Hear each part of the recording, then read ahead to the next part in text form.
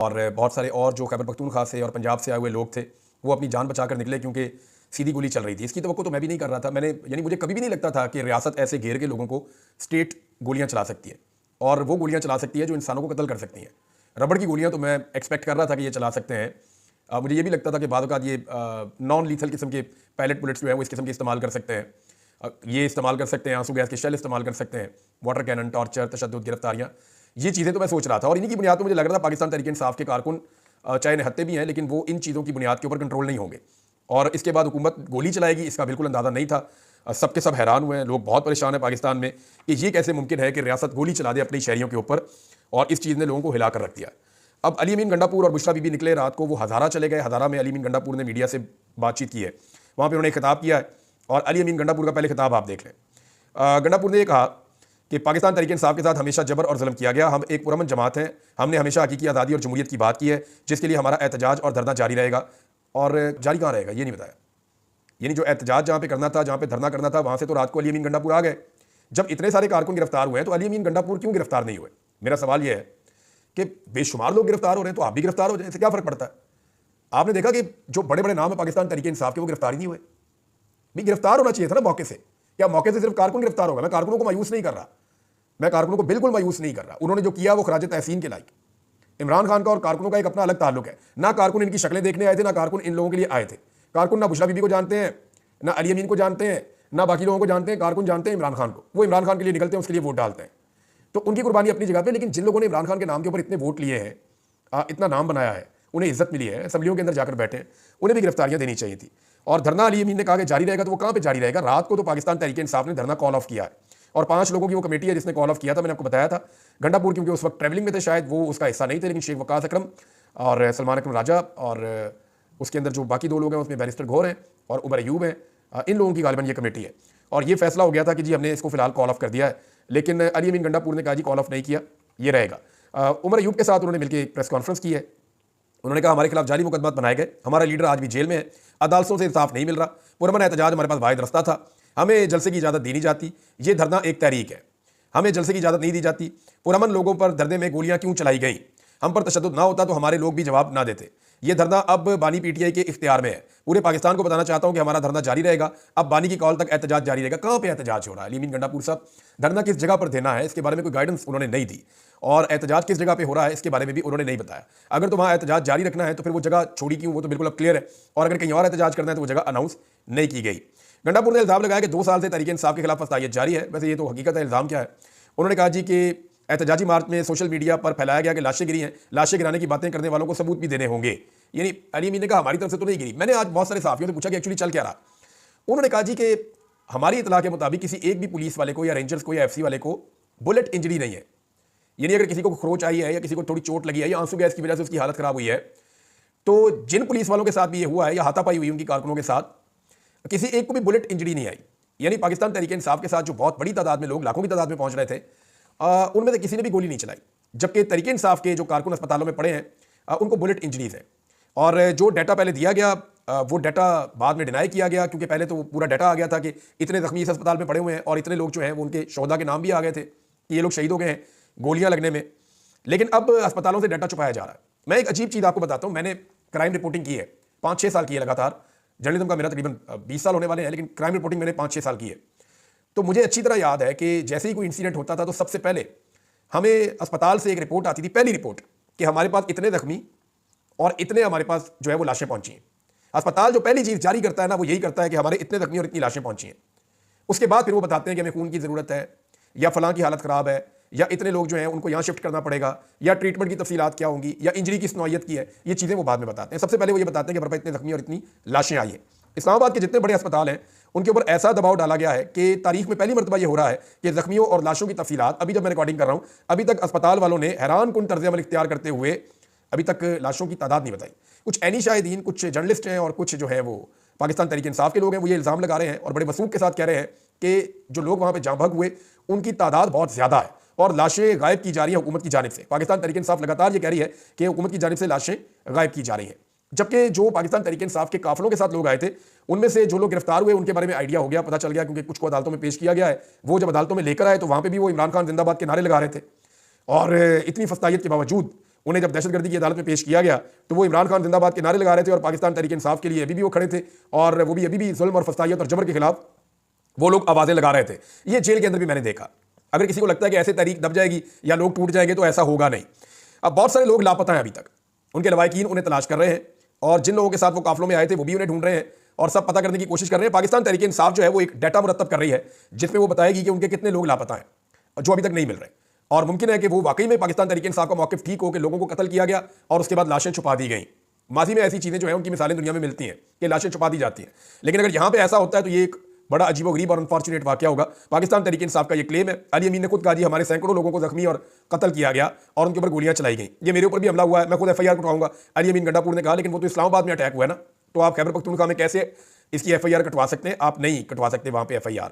बहरहाल अभी जो सूरत हाल है उसमें यह है कि जो गिरफ्तार लोग हुए हैं उन्हें अदालतों में पेश कर दिया गया, लेकिन हैरत इस चीज़ पे मुझे हो रही थी कि सफाकियत की आप इंतहा देखिए कि यहाँ लाशें पड़ी हुई हैं, लोगों की लाशें मिल नहीं रही, कई लोग जो है वो लापता है, उनका पता नहीं चल रहा, और खून अभी तक जो है वो धोया जा रहा है सड़कों से। तो ऐसे में जो है वो हुकूमत के लोग और कुछ सहाफ़ी जो हैं और कुछ सियासतदान जो हैं वो उनकी सफाकियत का आप आलम चेक कीजिए कि वो मजाक उड़ा रहे हैं, वो ताने दे रहे हैं पाकिस्तान तहरीक इंसाफ के लोगों को। यानी मैंने आपको पिछले वीलॉग में बताया कि इस किस्म की बर्बरियत करके आप दुनिया के बेहतरीन लोग जो कमांडो ट्रेंड होते हैं उनको आप खड़ा करके आप ये चीज़ें करें, उनको निहत्ता करके उनके ऊपर गोलियां चलाएं, उन्हें आप आंसू गैस के इस लेवल के शेल मारें, उनके ऊपर रबड़ की बुलेट्स चलाते जाएं, और वो निहत्ते हो तो वो वहाँ नहीं खड़े होंगे, वो वहाँ से चले जाएंगे। तो इसी तरह पाकिस्तान तहरीक इंसाफ के साथ भी हुआ, और जो कुछ किया गया, जिस तरह आग लगाई गई, ये सारी चीज़ें अपनी जगह पर। लेकिन आलमी सतह पर यह आवाज़ बहुत ज़्यादा उठी है। आलमी सतह पर नए मुतालबात सामने आ रहे हैं, और जिनमें सबसे बड़ा मुतालबा यह है कि इमरान खान साहब की रिहाई का मुतालबा किया गया है। ये अमरीकी कानून साजों ने, बाइडन और ट्रंप इंतजामिया के एहलकारों ने और एमनेस्टी इंटरनेशनल ने साबिक वज़ीर-ए-आज़म इमरान खान और PTI के बानी चेयरमैन इमरान खान की रिहाई का मुतालबा करते हुए हुकूमत पर जोर दिया कि पाकिस्तान तहरीक इंसाफ के मुजाहिरीन के खिलाफ जो ताकत का इस्तेमाल किया गया वो गलत है। इसमें जो ट्रंप की इंतजामिया के इस वक्त एक बड़े अहम, यानी ट्रंप के आप ये समझे कि जो मेन किचन कैबिनेट है उसके एक बड़े अहम रुकन है रिचर्ड ग्रेनियल, उन्होंने इस हवाले से अपने ऑफिशियल ट्विटर पर एक खसूसी पैगाम भी जारी किया है। और डोनाल्ड ट्रंप के ये बड़े खास आदमी है, इन्होंने ब्लूमबर्ग की रिपोर्ट शेयर करते हुए लिखा कि इमरान खान को रिहा किया जाए। ज़ुल्म खलीलज़ाद ने शरपसंदों को देखते ही गोली मारने के हुक्म की रिपोर्ट पर तशवीश का इजहार किया और उन्होंने भी इसके बारे में बात की है। फिर कांग्रेस की जो कांग्रेस वुमन है राशिदा तैयब, उन्होंने पाकिस्तान में जो कुछ हुआ इसमें उन्होंने कहा जी मैं मुजाहिरीन के साथ खड़ी हूँ जो तब्दीली के लिए एहतजाज कर रहे हैं, और ये जमहूरियत को दबाने की कोशिशें हैं जो तशद्दुद किया जा रहा है सियासी लोगों के ऊपर। फिर इसके बाद एमनेस्टी इंटरनेशनल का है, फिर और भी कांग्रेस के रुकन हैं, बहुत सारे और लोग हैं, यानी ये दर्जनों की तादाद में लोग हैं जो पूरी दुनिया में इस फसाइयत के खिलाफ आवाज़ उठा रहे हैं जो पाकिस्तान में रखी गई है। तो ये जोर पकड़ता जा रहा है, इमरान खान साहब की रिहाई का मुतालबा लगातार जोर पकड़ता जा रहा है। अच्छा, अब मैं कुछ चीज़ें आपके सामने और रख देता हूँ। एक तो ये जो वीडियो एक आ रही है वो बड़ी दिलखराश है कि एक नौजवान है वो कंटेनर के ऊपर बैठ के वहाँ नमाज़ पढ़ रहा है, यानी उसको वहाँ जगह मिली, ऊपर पहुँच गया तो वहाँ उसने कहा यहाँ नमाज़ पढ़ता हूँ मैं, पता नहीं शुक्राने के नवाफिल पढ़ रहा था या वो वाकई उसका नमाज का वक्त था, वो नमाज अदा कर रहा था, तो वो नमाज पढ़ रहा था। ये उसका और उसके अल्लाह का मामला है, वो कहीं भी नमाज पढ़ सकता है ना। जंगों के अंदर नमाजें पढ़ी हैं सहाबा इकराम ने, घोड़े के ऊपर बैठ के भी नमाज पढ़ी है सहाबा इकराम ने, और बहुत सारे वाक़े आते हैं जहाँ जहाँ पे नमाज की तो माफ़ी नहीं है।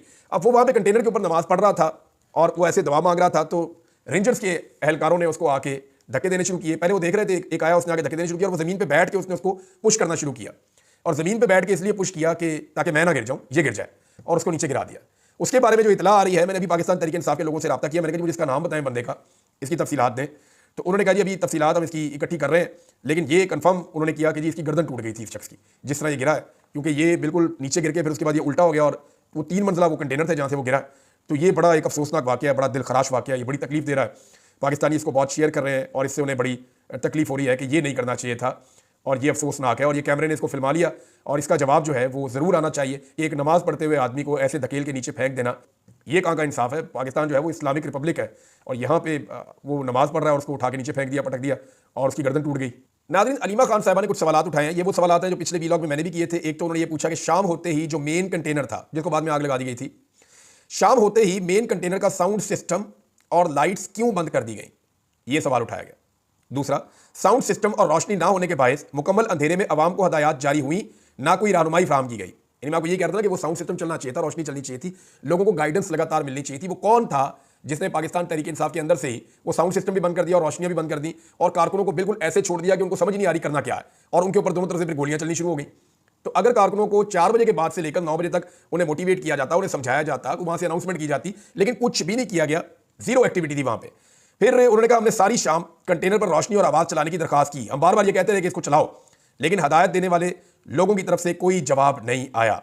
अब उन्होंने नाम तो नहीं लिया, लेकिन ये मैंने आपको बताया जो मेन कंटेनर है इसका जो कंट्रोल है खैबर पख्तूनख्वा हुकूमत के पास था।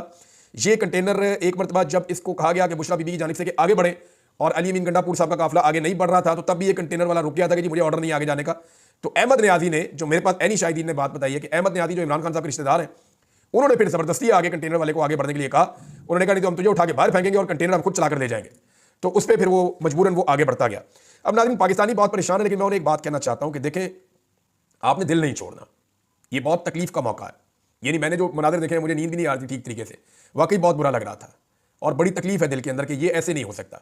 1% की भी उम्मीद नहीं थी कि अपने ही लोगों के ऊपर सीधी गोलियां चला दी जाएंगी। हाँ ये तो पता था कि आंसू गैस मारेंगे, सजा देने की कोशिश करेंगे, लेकिन किसी की जान ले लेंगे इसका आइडिया नहीं था।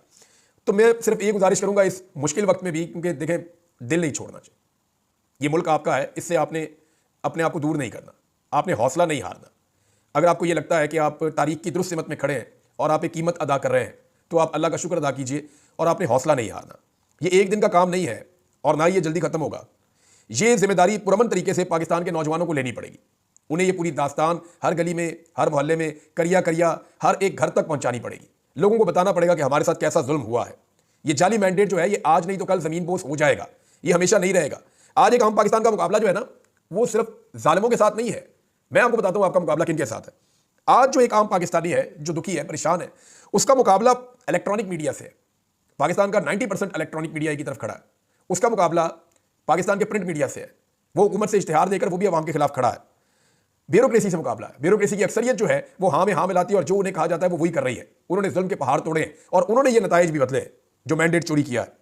तमाम सूबों की पुलिस से है, चाहे वो खैबर पख्तूनख्वा की पुलिस क्यों ना हो। आम आदमी का मुकाबला हर सूबे की पुलिस के साथ है, पाकिस्तान की एस्टैब्लिशमेंट के साथ है, बड़ी बड़ी सियासी जमातों के साथ है, सियासी एलीट जो बड़े खानदान है उनके साथ है।